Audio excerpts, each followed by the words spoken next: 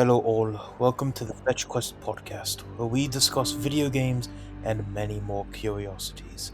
On this fateful day, we see the young Zagreus return from another venture in the underworld. That damn bone hydra. I'll get them next time. Back again after another failed ransacking, boy. Where did you die this time, Tartarus or Asphodel? It's none of your concern, Father. How about you go back to that stack of paperwork? It's not getting any shorter. Mind your tone, boy. Someday these stacks will be your duty. It'll be hard for me to touch those papers when I'm on the surface, Father. Just go, boy. I'll have Theseus send you back next. With that, the young prince left to ready himself for another expedition through hell. Hey, you boss. Ready for another round?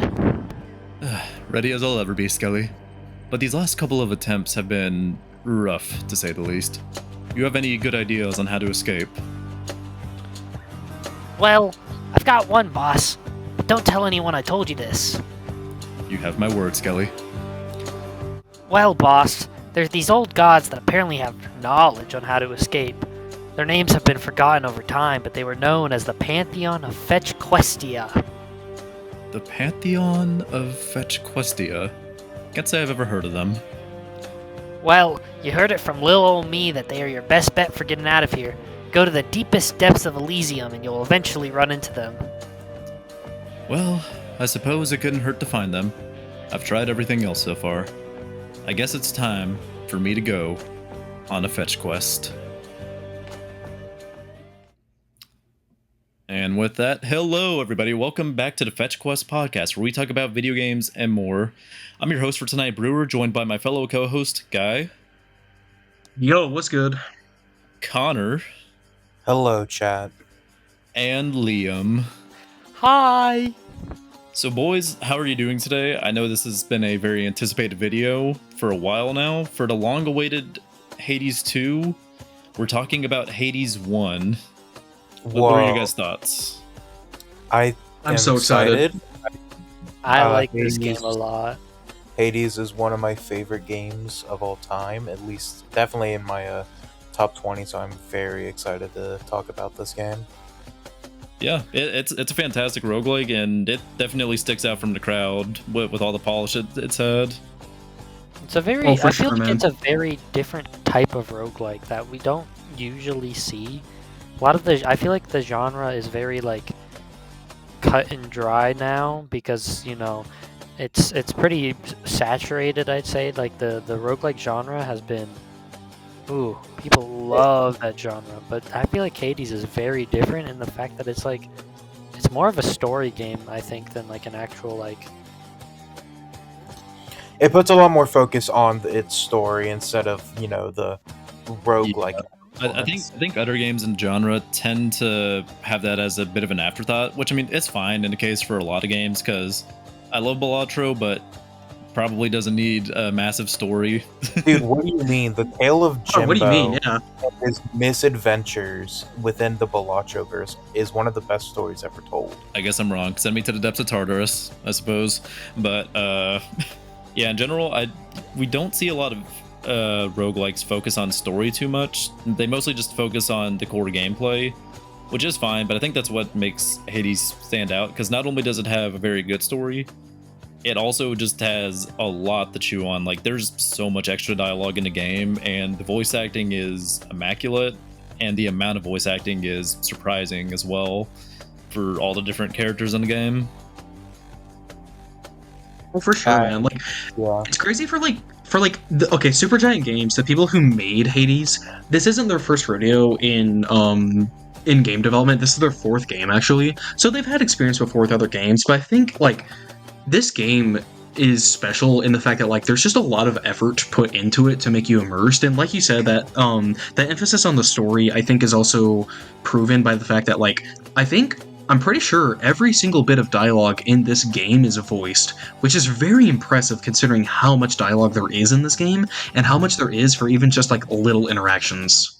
Yeah, I think in just a lot of their games, they've always tried to have that as a big focus. Because like one of the first games I've played from them, and it's like a personal little favorite of mine that I would recommend is Bastion, which has the main protagonist is mostly silent, but they have this narrator that if someone ever says the Bastion narrator, there is a very distinct way that that narrator goes about telling the story of the game, and makes the game very memorable. Because I remember like back when there weren't nearly as many games coming out and stuff, and it was a bit easier for some of the independent developers to stick out, especially when there wasn't as much competition. Bastion was very much stuck out in a good way, and along with its great combat, which has a lot of similarities to Hades, voice acting was a big one as well, just for the narrator. Yeah, no, like it. You first, Connor. Sorry. Oh, I was just agreeing with Brewer there. Yeah, I was just basically gonna say that like it does like an excellent job of just like making sure that you're invested with the story by having like very, very good voice acting. And I just think that like the voice acting also helps with the I guess with the us getting invested, but also just liking the characters a lot. Because like Zagreus is a very likable protagonist. Like he's a good-natured guy, but he's also very sly and he's very like rebellious, and I like that. And I think his voice actor like portrays that very well. And I don't think I would like him as much if it was just like plain dialogue in his portrait. But by having the voice acting with him, it's like I'm able to connect with him more, if you know what I mean. Like hearing that human voice. Yeah, honestly, all the different characters from Hades, like, they have such good characterization because they take a lot of well-known characters. Well, I mean, Zagreus is more original, but a lot of the other ones, like Poseidon, Zeus, Dionysus, Athena, the ones you know, they put their own little twist on them as well, along with giving them a breath of fresh air. Like, especially Zeus and Poseidon, them feeling like just these like cool uncles that are like, hey nephew, I got a boon for you, come join me for a fishing trip sometime. Yeah, I know, it just adds like a lot of personality. Oh, yeah, I don't think there's a single character in that game that is like, I don't know, that isn't memorable. They're all very distinct. It's in design and especially in their voices, where it's just like, man, I love this character, and a lot of the time it's because they have a very cool voice. Like Kronos, Kronos has a sick voice. Oh yeah, definitely. I think like the standout like voice for me is definitely Hades. Oh my god, the deep, just the absolute like visceral, deep voice and serious tone behind every single one of his lines, I think is so well put. And also like, especially, I think it's also like when the emotional moments that Hades needs to be emotional, or like his actor needs to portray him as like someone who's like opening up a little bit more, you can tell in the slightest like bit of tone and voice that like when it's happening, and when that happens, you can tell it's like really important. It sticks out to you a lot more compared to like the normal Hades, just like, boy, I hate you, you suck ass. Yeah. No, the voice actor for Hades, Logan Cunningham, he won a BAFTA award for not only just Hades, he voiced a lot of the characters in the game. Storyteller, Charon, Asterius, Poseidon, Achilles, and then Hades. The dude has crazy range with the voices, because I had no idea he voiced so many characters in a single game. Yeah, no, it's that's crazy. The amount of range is honestly just impeccable, really. That is, I'm gonna be real, I didn't even know that until you said that. Like, they voiced like more of the characters than just Hades. Yeah, funnily enough, I learned that from a college textbook I had to read recently. Let's go. The one good thing college is good for, just helping us with our gaming knowledge. Teaching me about Hades. But I think we should go into like, you know, I guess like a little synopsis about the game, maybe. Yeah, synopsis and the general like gameplay and stuff like that. Oh, we didn't even do that. Wow, I'm surprised we haven't even. We are 10 minutes in, by the way. That's surprising. It's also the fact that you were not the host this time. So this time it's Brewer's fault, not yours. I guess I'll die. Send me the asphodel this time. True. All right, I'll do the synopsis though this time. So Go for it. Hades is a game where you play as Zagreus. Um, Not Hades. no. Where the whole thing is that Zagreus is tired of living in the underworld. He wants to go to the surface and be free and just, you know, re- typical rebellious teen sort of thing. He wants to be a gamer. But instead of just something as simple as like, like leaving the house and just taking your car or something, he has to instead fight the many hordes of undead that Hades keeps in his employment, essentially. And he is constantly having to fight just, skeletons, blob monsters, and just other, spirits and stuff like that. Some of which are famous characters from Greek mythology. And I know it's surprising that a game called Hades has a lot to do with Greek mythology. Wait, it's set in Greek mythology? Yes. Damn, I thought it didn't was know that. Norse mythology. Wait, really? I didn't know Dude, oh, maybe I don't like this game. Yeah, maybe that's true. Womp womp. And along your way, of doing this, you collect different weapons of there's a bunch of different weapons you can collect and use in your runs, and you get all these different sort of collectibles and other stuff to upgrade your stuff either in the hub or just on your run. But the most important thing comes from the boons, where essentially the different Greek gods of the pantheon, Zeus, Athena, Poseidon, all that, will give you boons, which can give you a bunch of passive effects. And this is where the real thrill of I guess the real bread and butter of the game is, because the boon system is genuinely really cool. Oh, definitely. So yeah, basically there's a lot of variety. Oh, there's so much variety. Basically, these Olympian gods are trying to help Zagreus get to the surface in any way means possible. So they give you these boons, which, as implied, they're boons of the gods. They give you powers that are respected to each god. And from here, this is when you can make builds, and oh my lord, the variety of builds you can make in this game are absolutely insane. There are I want to say there's a near limitless amount of stuff you can do with each boon and powers in conjuncture with themselves. They're so, oh my god, it's planned out so well. Not to just mention the variety of weapons as well that go with these boons, because there's a lot more than just that sword from the cover art that you can use. Yeah, correct me if I'm wrong, there are 5 weapons? There's the sword, the bow, the spear, the shield, the gun. The gun. Yep, The fist. gun. which is So 6. Yeah, 6. Okay, cool. Awesome. I can't English major, can't do math. Wow, fork found in kitchen. So, yeah, no.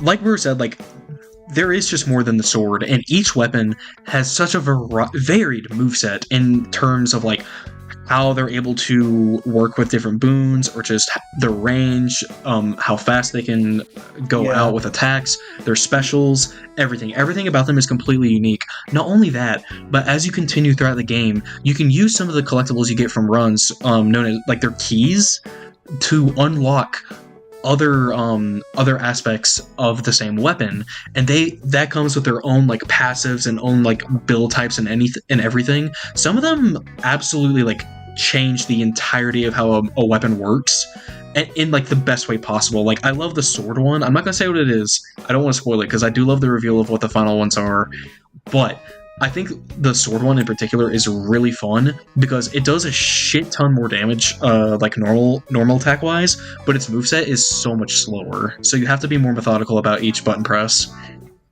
Yeah, it's great. And so, since this is a roguelike, the whole thing is that when you die, you reset back to the beginning, and you have to just keep doing it over and over again and improving. Yes, sir. Yeah. And basically, after each run, you're collecting more items that will help you in subsequent runs. So basically, like the keys, like I mentioned earlier, you can use that in conjuncture with another collectible to go into a not go into a mirror, but you can use a mirror to give yourself permanent passive effects.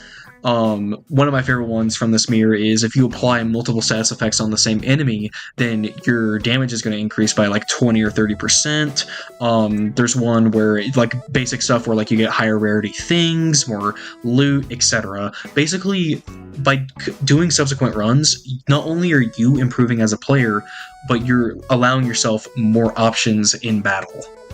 Yeah, and I want to like quickly sort of like go more on this because this is a roguelike that I think like legit you could just play for like so long because there's just so much content within it because like each run feels very unique and different despite the fact that you go to the same area each time. They're all like pretty varied room wise, and um the boon system is really like what makes it shine, you know. Yeah. Oh, definitely. Because there are, you know, but you have the most of the Greek pantheon. So I'll look up the You have major ones like Poseidon and Zeus, Athena, Ares, Aphrodite, Dionysus, Ares is cool. Demeter, Aphrodite. So you've got Hermes. Yes. Yeah, definitely Hermes. Hermes. Zeus, Poseidon, Athena, Artemis, Aphrodite, Ares, Dionysus, Hermes, and Demeter. And so that's 9 different characters giving you boons, and it's not like they have like the same like 3 or 4. They have huge like catalogs of, you know, different boons and stuff that they can give you, which means that you've got like the amount of build variety is genuinely like unmatched. Like I really can't think of another roguelike I've played besides like maybe like Enter the Gungeon or something that has this varied of a build like has this much build variety. Yeah, all the boons is crazy too. It's like all of them can be upgraded. You can upgrade their rarity as well, which can very much help with a couple of the boons. There's a duo boons that feature like 2 different gods' powers. There's just so much you can find in this game. They do a lot to make it to where you don't always just want to go into like the single same strategy. Going into a run like, oh, I'm just gonna do another status effect build. Oh, I'm just gonna use everything from Zeus again. You have a good amount of variety to where you actively want to try different strategies out. Because there's obviously stuff that's better than other weapons. Like, okay, maybe shield is better than this weapon, or fists are better than this. But there's not a single weapon that I wouldn't say is like unviable. Yeah, exactly. And one thing I love how that this game does is that the more you play it, the more that variety grows. Because, you know, there's another system in the game where you can like, this is another sort of instance where that story sort of thing pops up of you can give characters like I think it's called ambrosia, and you know, we'll get more into like the full effects of what that does, but when you give it to them for the first time, you will get like a sort of relic you can use, and you equip this right before you start every run, and it gives you a different passive effect, which just opens the build variety even more. And you know, and one of my favorite like sort of examples of, you know, the further you play the game, the more build variety you get and stuff like that is or like just how much more like stuff happens are these random events where you can choose between 2 gods like boons. But Trial of the Gods. Yeah, those are good. but you know, because they're Greek gods, the one you don't choose gets really pissed and so you have to do essentially a room surviving their wrath, and I'm pretty sure at the end of it you still get a boon. So if you're good enough, you get both boons. Yeah. So like, so if you're good enough, you get get risk reward there. Yeah. So like if you're good enough and you can thug it out, you get 2 boons for like, which is insane because that's just like, you try and do as much as you can for those boons. Yeah, well, plus there's unique dialogue for Trial of the Gods too, which some of them are really funny. Like, a lot of my favorite interactions is if you choose Dionysus over any of the other gods, because they're pissed you would choose the stupid drunk over them, especially for like Zeus. It's like, do I want Zeus, like god of the gods, like man who wields lightning, or do I want the drunk Guy, dude over there? yeah, I the want the drunk, drunk guy. yeah, drunk guy, and yeah, no, it really is just I just absolutely love the build variety. It's honestly my favorite part of the game because What are some of our favorite boons? Oh, sorry, you first. You first. something we also didn't mention is that within your runs and sometimes at even the start of your run, you can get this thing called the Hammer of Hephaestus, and it essentially allows you to put a passive buff onto your weapon, which is so cool. And like Yeah. this, Okay. and this Well, isn't something. I think it's called the Hammer of Daedalus when you first find him. Oh, yeah, no, it's Daedalus. Sorry, not Hephaestus. My bad. It's been a bit. Wait. Wait. Oh, wait. I didn't know that either. I played this game before. Okay, I actually called it Hammer of Hephaestus too, because Hephaestus is the blacksmith god. Oh my god. Yeah, That's no, that's completely fair. yeah, that's my. I think it's because like I think Hephaestus doesn't appear in Hades 1, but they do appear He in will- Hades yeah, 2. yeah, he's Or gonna like be in. there's mentions of Hephaestus in Hades 1, but Hades 2 is where they actually appear. So I think that's where the discrepancy comes from Yeah, there. the hammer enough. is the Daedalus hammer. Daedalus Hammer. But Yes. these Yes. my favorite thing is that these aren't just like simple buffs like, oh, you deal 20% more damage. Well, some of them can be, but it's stuff that can completely change how you play with the weapon. Dude, I I get them remember when I can. Oh my god. one of my You first, recent Bird. runs. Originally, I was using the spear, like I was throwing it a bunch, like keeping my range and whatnot, just to try to stay safe. Especially because I was using a keepsake that would give you rewards if you didn't get damaged in a room. But that changed when I got the Daedalus hammer, and it was like dash attacks hit 3 times. Then I noticed one of the boons from Zeus was like whenever you do like a dash strike or something, you get chain lightning, and then I kept getting boons that helped with the dash strike. So by the time I got to the final boss, I just kept spamming dash strike, and I decimated its health bar. Yeah, so here I'll list off some of these like sort of upgrades from I'll do the shield. Um Oh god, the shield ones are my favorite. Go. As soon as you mention the one that is my favorite one of the game, I'm Uh, going to I call it love out. the shield. The the shield is shield's my awesome. favorite weapon too. It's well, no, my favorite weapon is the fist, but the shield is a close second. Mine is the spear. Yeah. But so here's a small like list of um upgrades that the shield can receive. So your special can strike up to 4 additional foes before returning, which each weapon has its basic attack and a special move, depending on what aspect you have and what weapon you're using. Um, your let me see. After your special hits, your next 2 attacks deal 80% damage. After blocking a foe, gain 20% damage and move speed for 10 seconds. While you dash, your special is faster and deals 200% more damage. Crazy. Oh yeah. Yep. Your bull rush, which is a move where you will hold the shield and charge forward. Um, your bull rush gains a power rush that does 500% damage. And your bull rush deals 400% damage to armor. Those are just a list of like upgrades you can get for just the shield. And that I need to mention this right. You first. I was gonna say that's not even all of them, by the way. That's like Small list. yeah, that's a small list. I have to mention my favorite one in the whole game, and it is for the shield. They they tried to program it in a way to where it seems like it also gets nerfed. It really doesn't. It only benefits. and that is Pulverizing Blow, where your attacks hit twice, but does not knock away foes. This seems bad. It's really not, because if your foes are not able to be knocked away, that means they're just in your radius even more. So that's just more time you get to wail on them.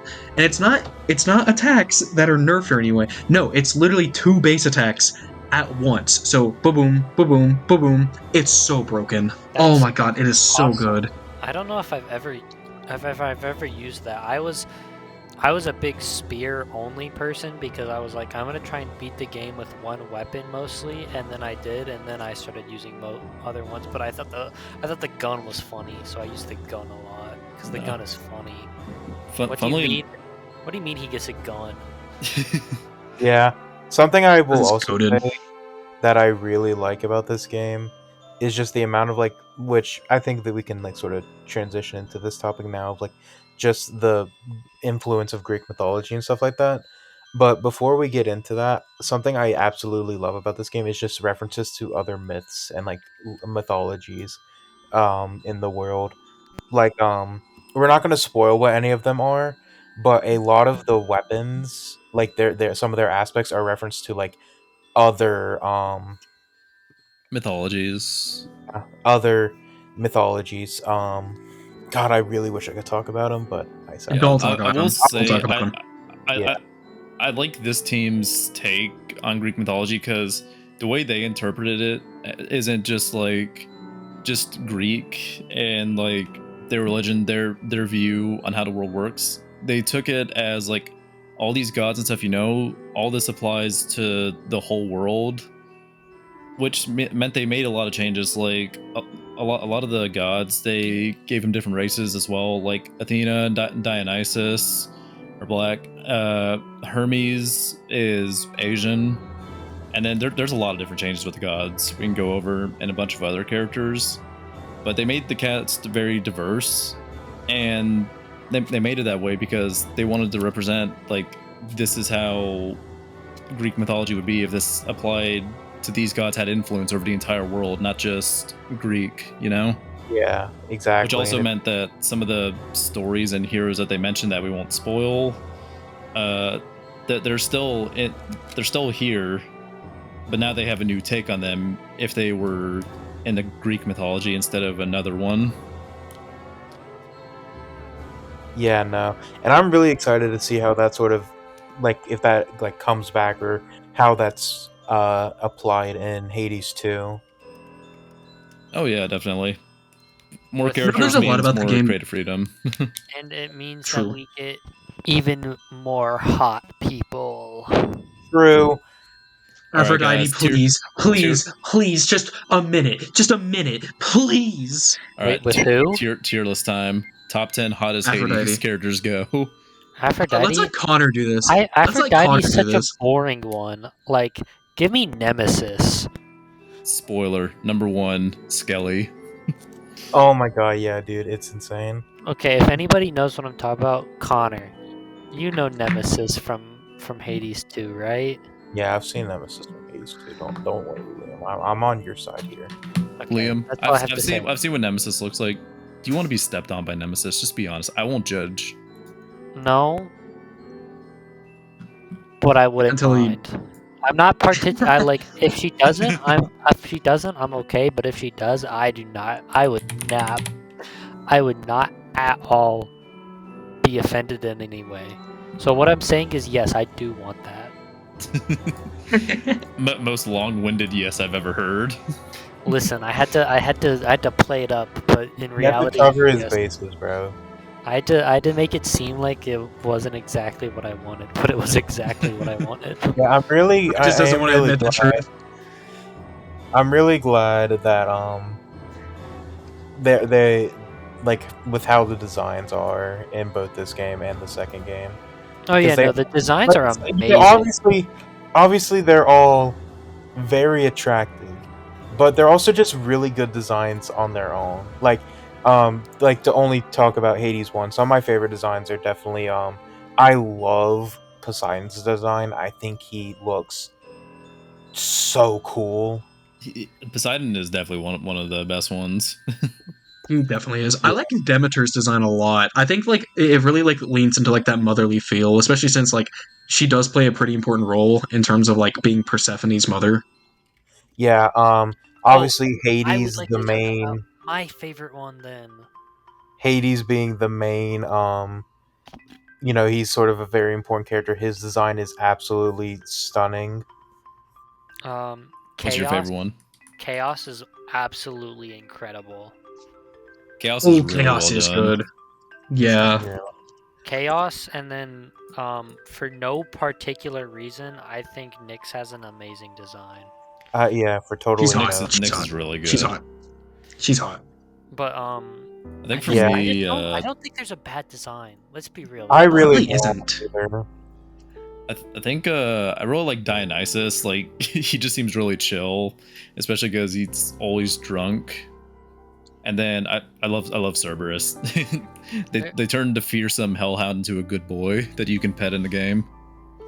I genuinely just think that like almost every design is just amazing.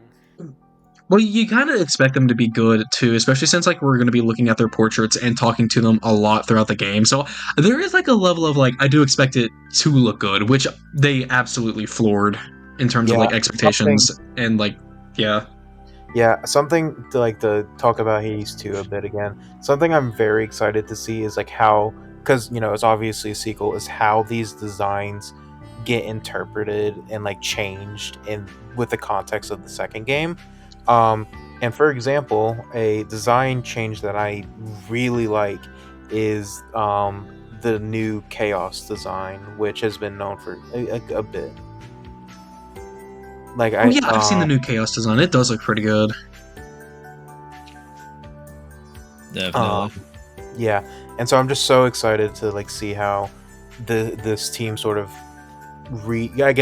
redesigns a bit these characters that already have such iconic designs.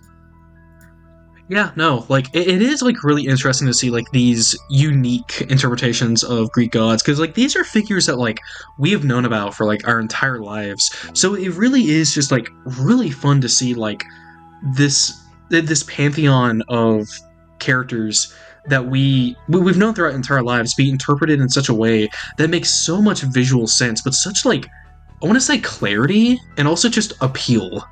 Like that's like the best way to describe The them. it's cool because no one has a definitive proof of what these gods look like. Like we have like we have like general things, but like there's zero actual proof that like these gods look the way they do. So they can go as far out of left field as they want to go.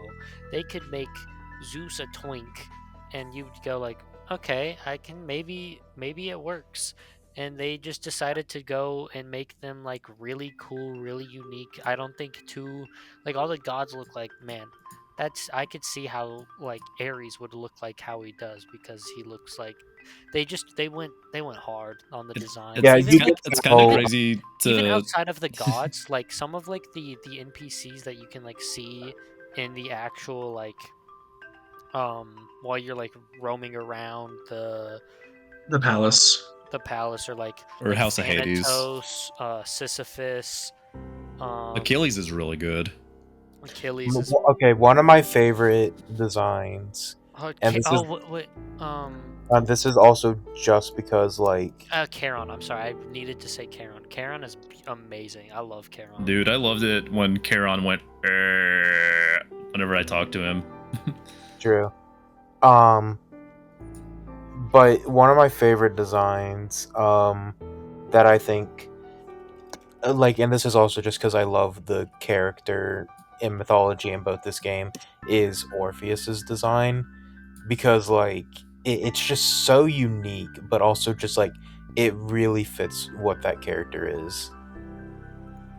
Yeah, it's kind of funny. Like the main reference of Orpheus's design I could think of is like Persona 3. So going from that to Hades is crazy. Like Orpheus is also sick, but like in the same vein as Orpheus, Eurydice, I don't actually know how to say her name. Eurydice. Her design is so good. It's immaculate, man. It's so unique and cool. Her hair is literally a tree. It's so good, dude. I love when you Oh my enter a God. room as well. You can hear her singing from a distance. Oh my god, dude! The theme when the like song when you beat the game has been in my playlist since I've beaten the game. Oh my god, that song is so good. Yeah, the soundtrack is banging for this game. In the Blood, God is so good. Oh yeah, definitely. Yeah, That kind before of we brings us move into like on a maybe to music, I yeah. did just want to say with the character designs, I think Liam had a great point because I think while they will do some stuff as like out of left field and take some creative liberties, I think the thing that makes these designs so great is that even at a glance, you could probably most definitely tell who these gods are, or like who they are within the realms of what the general public knows about Greek mythology. They do enough to change it up to where it's unique and it's its own thing, and they're their own characters compared to other interpretations.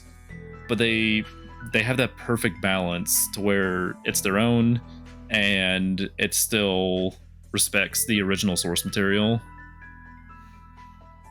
Oh yeah, of course, man. Like it's so interesting. It's so unique to see like these interpretations in a way that like you would never think before, but it makes so much sense. One character design I know you probably were not thinking about, but I actually love in terms of the context of how they wrote this character. I actually really like Sisyphus's design. I Dude, think it has a Sisyphus is beautiful cool. it has a beautiful simplicity to it because like Sisyphus is the guy like really big ego, used to be a shithead, like deserves what he gets. But the thing is that like his design in Hades 2 doesn't spell that like at all. It just seems like he's a very simple go-getter guy, you know what I mean? Which at this point in the story he is. And I love that like how they portray that so well of like this guy does not look like he's endured a lot, but he has. Dude, he literally calls his boulder Boldy. Like Boldy. he's this is him after like decades of torment. He is humbled himself already, but he is forever having to roll that rock up a hill, and it's so sad, but it's also like it's sad but funny. It's like, all right, Boldy, another climb up, dude. Wait, I just had a thought. Do you think Sisyphus would be like a top speedrunner in Peak? He Well, has to 'cause- be. no, because would. he never reaches the peak. Yeah, That's he the problem. yeah. Oh it would be- God. So It's he would sad. actually be awful at the game because he could never Yeah. beat it. Yeah, he'd always fall and die. Okay, here's my thought. We have him play for like 80% of the game. He's doing good, doing really good. After that, you take away the controller and give it to literally anybody else. True. I think So that he's could work. great for like 80% of the game. Oh God. Bro's got dedication, but damn, that kills him in the end. Yeah. But yeah, no, transitioning from there, like we're gonna be talking about music from here. I think the music, oh my God, I love its use of like guitar in what are some of the other instruments like used in this? I know guitar is like a really big one for this because it's supposed to be like the underworld. This is this is hell, yada yada. But it's not like in a hard rock way in a way, or not like heavy metal. It's in like I want to say like a smooth but like action packed sort of way. It's a very electronic-y for which it's actually really cool how the music you feel like with the instruments they have, which is lute. I think it's like a lute, guitar, and like a lot of electronics. That's a lot of electronics. I know that much, but like it doesn't like sound like it would fit in a game about the underworld. You like, but like the very modern type of music works so well for the underworld because it's kind of like they very heavily lean into like rock, and I think that's kind of sick. Yeah. I will say there were a couple unique instruments they did take for the soundtrack that I had to look up because I was like, what in the hell are those? I have never heard of these. Because mostly they wanted to have some like Greek influence in there as well. So I'm probably gonna butcher these. They had the lofta, the bozoki, and the bagulama. Raw, like. Can you tell me like at least what group those instruments like come from? I feel like it'd be hard to describe what they look like. Yeah, that's okay. The bozoki is very similar to a guitar. It's kind of shaped like a pear. If that's the best way I can describe it. It creates a very unique sound. The Baglama also is kind of in that same territory as the Bozuki. It just has a bit of a difference in the shape, I think, with like how far back it's hollowed out to produce its sounds. And I think it doesn't have an open hole like a lot of other traditional guitars do. Then the last one, the Kafta? Yeah, I think Lavta. Yeah, the Lavta is... Hold on, I actually need to look this up. I'm trying to... Okay, that's completely fair. Like, those are instruments I have never heard of in my whole life. Yeah. The Lavta is kind of in the small shape of, like, ukulele. And also kind of shaped like... A lot of these, I feel like they're shaped like pears. That's crazy. I feel like I'm gonna get killed for my descriptions. all the like music theory majors are just like listening to this right now, being like, "How does he not know about this?" Ugh. Plebeian. Send me to Elysium, where I belong. Real. There's acting like being in Elysium doesn't sound awesome. Well, actually, yeah, part of it would. I take that. I'm mostly thinking of like my experience fighting in Elysium, not like how it is actually for like the cool heroes there. No, it's actually like it's a really nice place to be compared to Asphodel. It's just they have guards and you have to fight the guards and not the residents. The residents are chilling. Yeah, it's all chill and all until you have to fight the fucking bull Asterios. That fight is so cool. Yeah, well, Theseus fight is cool, but they're assholes. Yeah, they were assholes. But it's also a cool fight. It is a really cool fight. I can't even lie. The one, okay, this is a little. I think the game would have been very cool if it had like a final boss. Because I know Hades is technically the final boss, but like, what if you fought Kronos at the end? That would have been sick. That's like the one thing is this game has it's a very cool structure, but it's also a structure that's very strange. I think I can kind of see what you mean. There's a lot of variety in terms of like how you customize your abilities as Zagreus, but it doesn't have as much in terms of like randomness for like what bosses you go against. Like for the first chamber boss, there are 3 different people you can go up against. But while some of them are definitely harder than others, they do all share a similar moveset.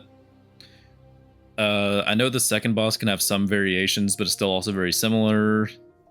Don't know how much variation there is in the third boss, and I know on higher heat difficulties, all of them get changes, especially the final boss gets a whole nother phase.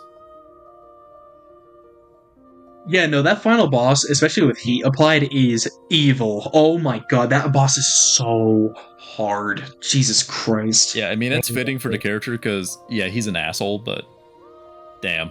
Damn, he's got hands. He does. And then the little minions he spawns. True. I haven't fought him with heat, so I actually don't know how bad that boss is. Okay, if you thought second phase was already insane, oh god. Either way, he's an asshole. Yeah. Yeah, especially I would say the last 2 fights, especially with heat applied, are evil. The third one, let's just say Theseus, his biggest thing is that he didn't have that much mobility. Give him a fucking chariot, why don't you? Yeah, make him make him move around the arena. That. I've done that. I just haven't done the final boss with heat. No, fair enough. It's somehow worse than that, and I hate Theseus with the chariot. This game, funnily enough, I've played a good amount of roguelikes. I'd say I've played like a very good amount of roguelikes. This one is probably the one that I struggled with the most, which is really funny because this game has the most linear progression out of a roguelike I've played. I think I'm too stupid. Yeah, it does. There's this one point I wanted to bring up quick. Hades, I think the difference between roguelike and roguelite, the difference between there we've mentioned this before in other episodes, there a lot of times the term is used interchangeably, but if we're talking about Hades, I'd say Hades is more of a rogue light because when you reset, if you completely reset to the stats you have when you first start the game, yeah, this game will be even more hellish than it already is. Yeah, no, this Oh, game it's actually difficult. has Yeah. like it has a progression system where every run you start getting things that are like allow you to permanently upgrade, but like in a way that most other roguelikes don't, where like other roguelikes will get you like, hey, you can get this you can get more abilities, you can get more things throughout a run, but with like Hades, you genuinely just unlock more of the game by like actually playing. Like you get a second life, you can get like a second dash, like like you can get multiple of your cast because the cast system is cool. It's a system I'm kind of glad that is they're moving away from in Hades 2. I'm not gonna lie,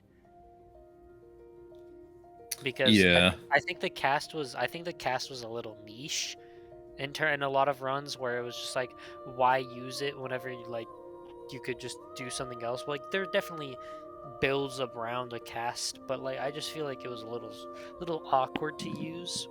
You either had a build that Yeah. like was very cast centric, I think, with like the ones that changed it up, like Demeter and Ares. You can make builds around those Yeah, because with very Demeter strong spinny blades especially. of death, Oh my god, Ares. beams. Every time I got Ares, I just do the cast one because I'm like, this is so fun. Yeah, the other ones are usually just like, okay, you get the god's effect, so like either some lightning, some water on it, or it's an arrow, and it does a bit more damage. That's all. Yeah, no, it was a very, I wouldn't say underutilized. I'd say it was just there. It was a very weak option compared to a lot of the other like. Yeah, I mean that's kind of what it's meant to be though. You stick it in the boss, and then a lot of the passives you get from the mirror, you do more damage when they're in the boss. So I kind of like it because there is that balancing aspect of you do some damage, it drops out of them, and then if you want to try to keep your DPS up, you need to somehow move over to collect all of them, and then shoot them back in while the boss is still trying to murder you. Yeah, I'm just saying. I think it was. I think it could have been. It could have been better. But like overall, I think that the progression system of the game is very cool because it is a very different than a standard roguelike, where I feel like you yourself get more powerful instead of getting access to more powerful items. And also you just unlock. You just instead of like randomly unlocking new rooms, you have to build up your rooms through like architect. You have to like literally go talk to architects and they'll be like, hey, you want more rooms, we'll build them for you. And I think that's really funny. Yeah, it is pretty funny. I do think with the progression, like, yeah, compared to other roguelikes, you do tend to like level up more, but I think the reason it just feels so natural in Hades is, again, just because of the balance and the variety of builds. While you're leveling up, you're also getting a lot better as a player. So even with the game being very difficult, it doesn't feel like you can just completely level up and be overpowered. And now the game's easy, even with heat on. Yeah, You exactly. still need to play smart. Leveling up your stats a bunch will definitely help, but it's only part of the equation. I think the biggest thing that leveling up a lot of your stats, especially like health or like getting keepsakes like Skelly's Tooth that gives you another Death Defiance does, is it helps you keep your runs going on longer in those early phases. So you can learn more of the boss patterns, you can learn more about the enemies around each floor, and then as you learn their patterns, you get better, you evade them more, you don't take as much damage, and you can spend more money on like powerful boons instead of healing items. Yeah, I will say this game is definitely very. Maybe this is just a me thing, but I feel like most of the time my runs die in Asphodel as compared to a lot of other games where I get very far and then die. I feel it's either you get stuck in like early, or then or you get like a good synergy type build, or like I don't know, you get like fun rooms or like good rooms. I feel like this game is very you either die early or you make it to the end, and I like that a Uh, lot. I That don't might know. just be a They me could have to thing. disagree. The early game I felt was pretty easy, especially Like, like okay, I'm talking about like after you start getting different bosses. Especially, oh my god, one of the bosses in the first area. I don't know that boss. The one that just goes murder. Yes, that boss screwed me up every time, and I think I remember this. I got it 4 times in a row. I think the first time you see the other 2 boss variations for the first one, that does mess you up, especially because at that point too, you may not have leveled up as much in the mirror, and your experience with them is limited. But after facing them like once or twice, I didn't find them to be all that hard, especially the third one, because yeah, I was about to say, I think I was just saying you have a skill issue, Liam. No, Brewer is saying I have a skill issue, and it's true. This game is probably the roguelike I've struggled the most with, which is really, it's weird for me. I don't understand why. It's also, I mean, it's completely fair. Okay, this is gonna. I know you guys are gonna think this is very silly, but I have a very big problem with this game, where the enemies they blend into the background so much, and I found out that it's just because I'm fucking colorblind. Dude, that's rough. Oh my god. Like I was like, why did these enemies? Why can I not see them? And then I had someone else tell me that in Asphodel is red. I didn't know Asphodel was red, and that the enemies are yellow. No way. Oh my god. So it was so hard for me to see anything, and I think that's my biggest problem with this game is I can't fucking see because I'm colorblind. Oh my god, Liam, I knew what you were about to say, and even then that still got me to laugh. It's actually it's a skill issue from birth, or not from birth. I wasn't born colorblind. Womp womp. It is a skill. No, that asphodel part in that case, that is completely fair. Because I mean, in full fairness, I think it's the same in Tartar. It's it's the same in Elysium. They're like because it's green. It's green, and the enemies shoot out like purple shit. I'm pretty sure it's purple, but sometimes it looks yellow, and green looks yellow to me. So they need like a Balatro mode with like. I have a skill issue in Hades because everything is fucking yellow. They need a high contrast mode and also colorblind mode. That would help you so much, Liam. I'm sorry. No, I think it's hilarious because the same game is still so good, but I just have a genuine like disadvantage because I'm colorblind.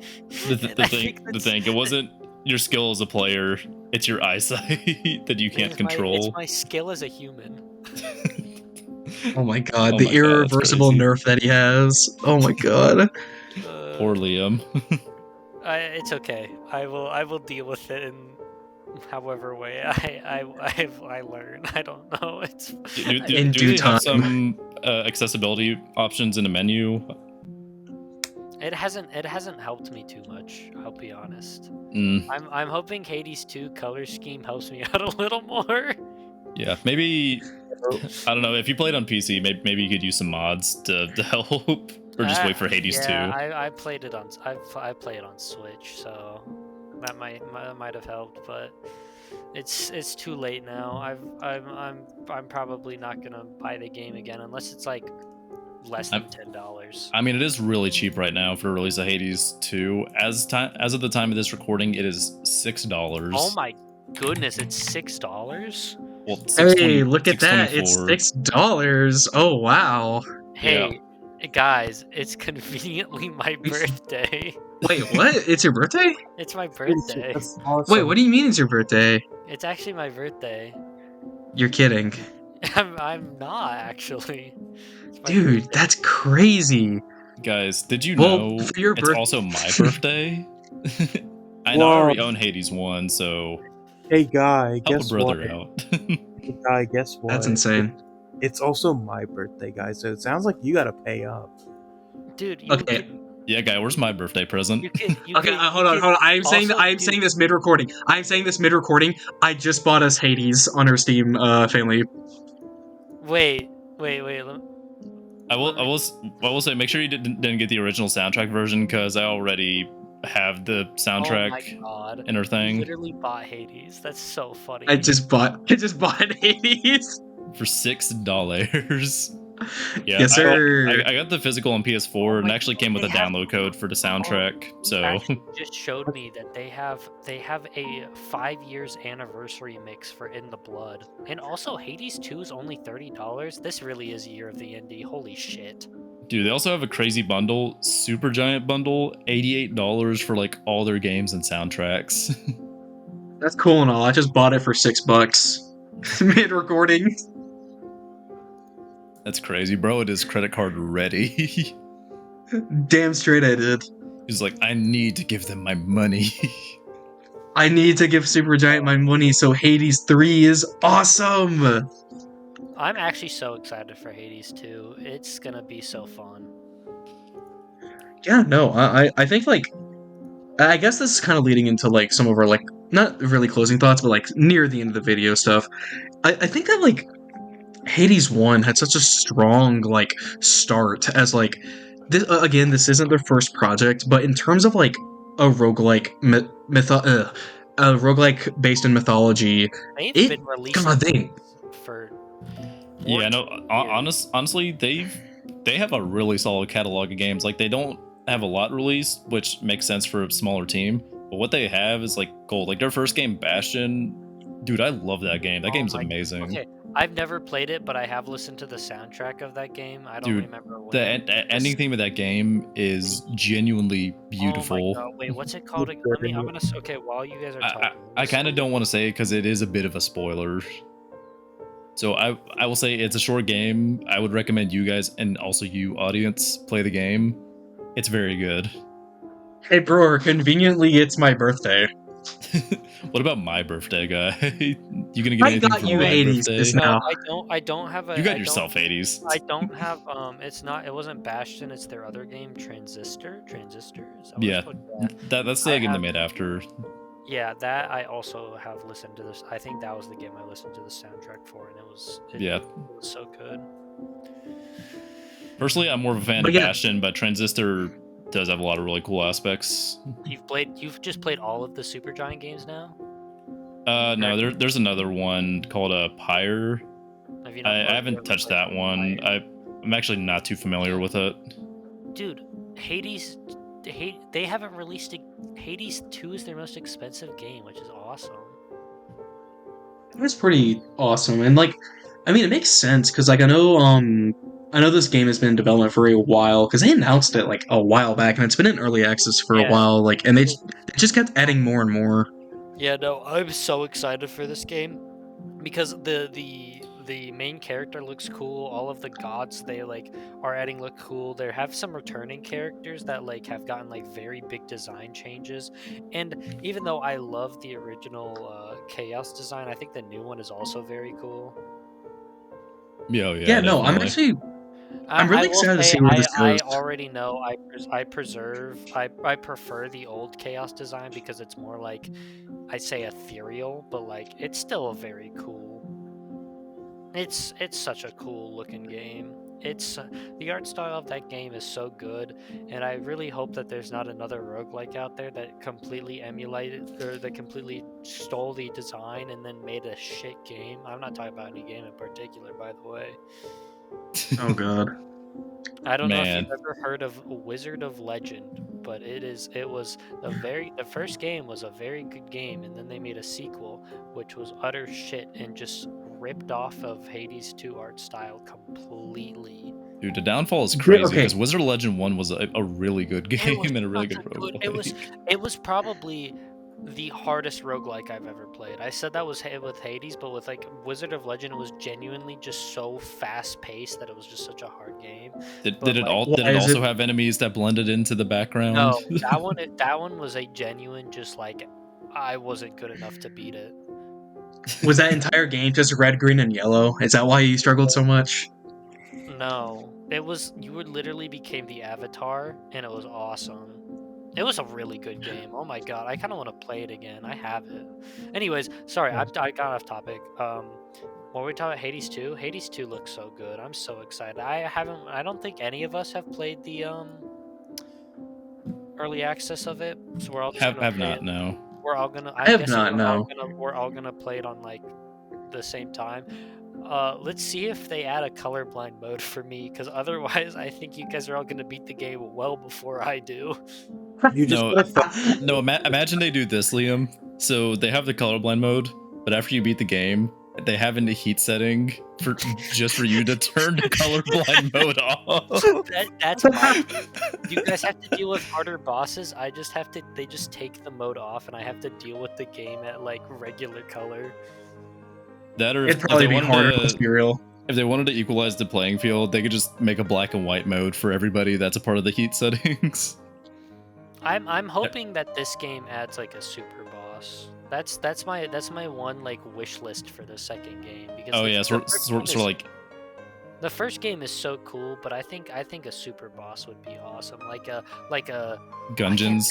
I can't say that. I can't. I was gonna say the name of the Gungeon super boss, but like yeah, like a Gungeon or like a Starvaders. Is there Starvaders one, or like I'm just trying to think of like roguelikes that have it.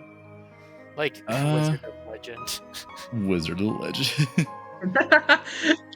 I want to say the problem is like for most of them, I could say it involves spoiling. Yeah, exactly. That was my problem. Like Binding of Isaac. Slay the I Spire, technically. I think Risk of Rain 2. Technically, yeah. Technically, since you have to do extra steps. I don't know if Dead Cells has one. I have not played. Dead Cells has a lot of extra bosses. I'm talking about like super boss means like after you beat it. No, I mean like they made a lot of those. Dead Cells had a lot of extra DLC. Well, okay, I'm talking about like after you beat that specific. Yeah, no, that's what I'm saying. It's bosses after the final boss, ones that are also way harder than the final boss.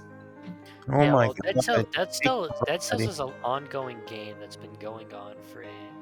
This has been getting extra content for years now. I got a Castlevania collaboration of all got things. A Castlevania collaboration that has, crazily enough, actually not my favorite, but like its rendition of Bloody Tears is actually so peak. Nice. Although I think the Super Smash Bros. Rendition of Bloody Tears is actual cinema. Yeah, it's hard to match that one. Yeah, but we've been talking for a bit. Do we want to move to our concluding thoughts? I think so. Yeah, this was a yap session. Thing is but those are the best kind of talks though, the yap sessions. Exactly. Alright. Who would like to start first? I will go first because I think I have probably played the game for the least. Yeah, how about we do this least to most? So like, you were Connor. I beat the game once, and then I kind of stopped playing because I thought that was it. I didn't know there was more. There's still a lot left. Howdy. There's still a lot left for me to do in the game, but I've beaten it about 4 times now. I barely use the aspect things, but like from what I have played and what I beat, like this game is a genuine masterpiece in roguelike. I feel like roguelike has become such an oversaturated genre where it's really hard to stand apart, and I think Hades does that in such a beautiful way of like every single aspect of the game is just so different from every other like game in the genre, where it's just like it's hard to say that this is like it gives me Hades vibes, because the Hades vibe is so unique. It's so special. There's so much about the game that is just like special about it. I love every aspect of the game. I love the sound design. I love the character design. I love the combat's great. It's insane how good it is. And even though I've challenged in some way when it comes to the game, I've enjoyed my time with the game a lot, and I want to go back and actually like play it more now after talking about this before Hades 2 comes out, but I have such a huge backlog of games. I'm afraid that will never happen. It'd be like that. But those are my closing thoughts. I think In the Blood is one of the best video game songs ever written. It's so good. Fair. Oh my god. I guess It's probably top 3 vocal track songs for a video game because because Persona reigns supreme in terms of vocal track video game music. I think In the Blood is just so good. I could He talk says about that now, and then he's you first. I think In the Blood is like genuinely like it's one of the best songs ever made. Like, video game music is so cool. I want to make sorry, this is off topic. I want to make an entire video about just video game music. Part 3 in the future. Part 3, yeah. Done it twice so far. That could be a potential video. But yeah. Just let me yap about it because I will go into the genuine history of it. I have done so much research on video game music. It's such a it's an autistic it's an autistic interest of mine. Nerd emoji. Connor, I don't want to hear it from you. Yeah, that's valid. Yeah, no. I was about to say, Mr. Leitmotif Central. No, guys, did you hear my game? It has this leitmotif in it. You're valid for that. Man. Yeah, great points, Liam. Again, I wouldn't feel too bad about having only beaten the game once, considering you were playing on extra hard difficulty the whole time. I will also say, even the Switch cannot, even Hades cannot escape Switch frame rate issues. That's surprising. Yeah, I don't remember experiencing frame issues on mine because I played it on Switch too. Switch as well. I have to say Switch as well now because then people are gonna think I played it on the Switch too. Yeah, you played Hades on the Switch too? It wasn't a lot. It was just whenever like a lot of traps were going off, I'd start getting like down to like I start getting like little lag spikes, and it wasn't annoying. It was just like a tiny issue. Anyways, I will finish my yap sesh. Completely fair. All right, I guess I'll go next since you guys, Guy and Connor, definitely have a lot more experience in the game than me. Overall, my thoughts on Hades is I think it's probably one of the best roguelikes out there for anyone to try. I'm very much looking forward to see what they do with Hades 2, but this game has a lot of variety with just how you as a player want to play, a lot of great different weapons to choose from, a lot of different boons for different play styles. The writing is very charming. I love the different interpretations they did for all the gods and all the different characters in Greek mythology and the original characters as well. Overall, just fantastic game. Has some banging soundtracks to listen to while you're getting your ass beat. And a lot of very satisfying boss fights as well, because when you do win that first run, it's very satisfying. So yeah, definitely play Hades, or at least make sure to check out Hades 2 in the future. True. Real. Don't be a loser. Play the first game before the second game. I'm sorry, not sorry. It's important for context. Like they legit like just spoil complete plot points of the first game in the second game. You need to play it. It's so good. It'd be like playing Borderlands 4 before playing, and not playing any of the other games. It'd be so dumb. Dude, it's like watching Peacemaker without watching The Suicide Squad. Like, that is insane. You know, No, especially because, again, the game is on sale on Steam for $6 as established by a guy buying it with his very ready credit card. Mid-recording, I'll have you know. Yeah. I don't know what the price is on the other platforms, but it usually goes on sale all the time as well. Fair enough. Connor, would you like to go next, or I? Depends. I mean, I thought we were going from least to most hours, so who do we think has more hours? Okay, I have around 60 hours logged on my PS5. I'd have to get up and look at my Switch to check my. I'm just gonna start yapping. I was gonna say it has a lot of gay people, so I assume Connor has more hours. Why? So true. That's just mean. Yeah. All right. Connor, am I wrong? Connor, am I wrong? You know, there are more male gods instead of just goddesses in the game. That's crazy. I don't want to know. I'm not even gonna lie. Connor, you call it rude, but I'm just speaking the truth. I guess so. Okay, I guess with that logic, I should yap now. Yep, start yapping. Start Oh, yapping. he's not happy. Okay, Hades. Oh my god, what do I say? This was one of the first indie games that I like truly fell in love with and like started my love of like indie games and going out to play them. This was also the first roguelike I actually ever played.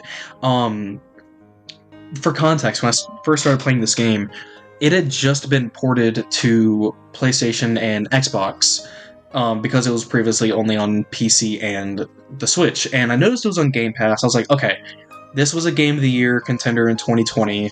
Let me see what this is about. It's probably really good. I love Greek mythology. Let's see what this is about. It's on Game Pass. Can't lose anything. I shit you not.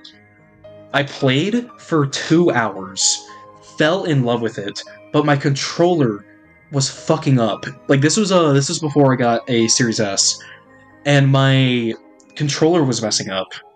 And I kid you not, I was wanting to play more so bad that I said, "Fuck it." We're going to delete it off Game Pass, buy it on PS5, restart, but keep going because it hooked me that quickly. And I That's just gotta say, like, awesome. so what? That is That's awesome.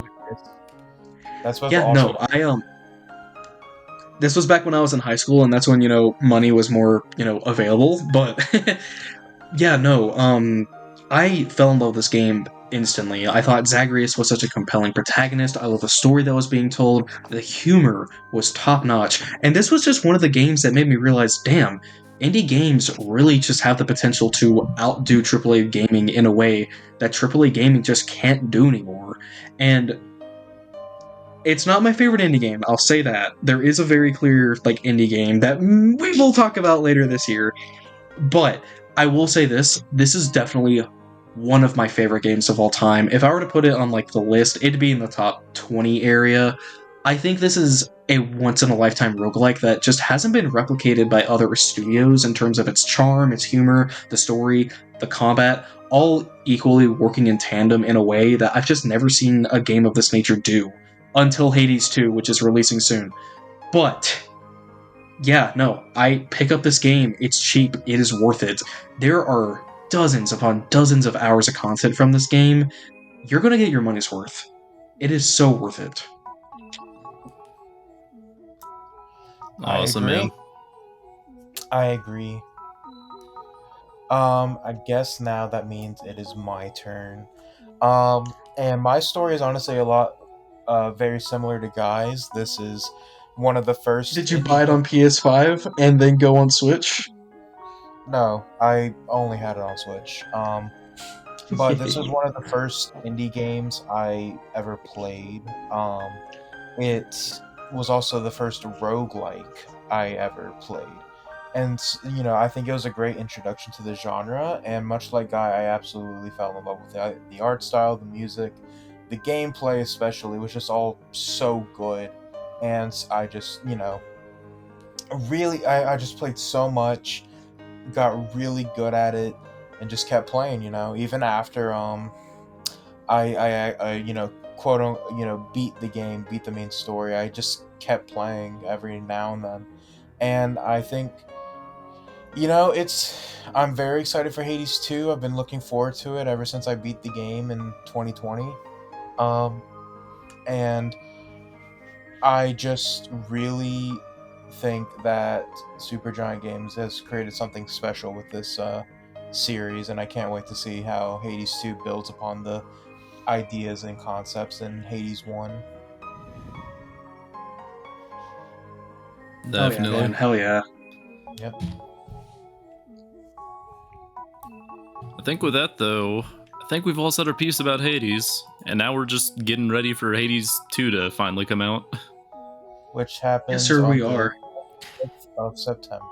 We have a single week until this game is upon us, and it's gonna be so awesome because It's Supergiant Games, and this really is the year of the indie. And Yeah, I was gonna say this game has really sort of solidified the year of the indie for me. I think I have played one AAA title this year from 2025, and funnily enough, it is probably, even though I really do like the game, it's probably the worst game I've played. I think I've Yeah, played. which is it? You've played 3 off the top of my head. Into this year? Yeah, this year. Wait, am I stupid? I feel No, like. Monster Hunter Wilds, Mario Kart World, and Borderlands 4. Oh, okay. Well, Monster Hunter Wilds is the worst, just purely off of performance. But like, saying that when Borderlands is in the competition is really sad. I was about to say. Here's the thing. I have had one problem with Borderlands 4 that I was able to fix myself. Monster Hunter Wilds I have crashed on that game like so many. This is a Hades video. Sad for Monster Hunter, not sad for you. Yeah, it's a sad deal for Monster Hunter. Yeah. Anyways, That's off topic, yeah. Indie games are really like they're kind of the future of games right now. It's really hard to beat a good indie game right now, and I'm so happy for them because like Yeah, I mean we've that's where the passion is. That is especially where in terms the of passion is. price And- as well. Yes, price, but like literally everything about an indie game is just better right now. Like even scale, you can't even say that like AAA titles have better scale because like Expedition 33 exists. and Silksong. Those Silk are Song both, like, exists. really Like they're games. such big games now, and both of I mean, Silk Song's getting free DLC. They've already confirmed it, and then we had like a Nintendo Direct that was like, $20 for one island in Donkey Kong Bonanza. Have fun. Yeah.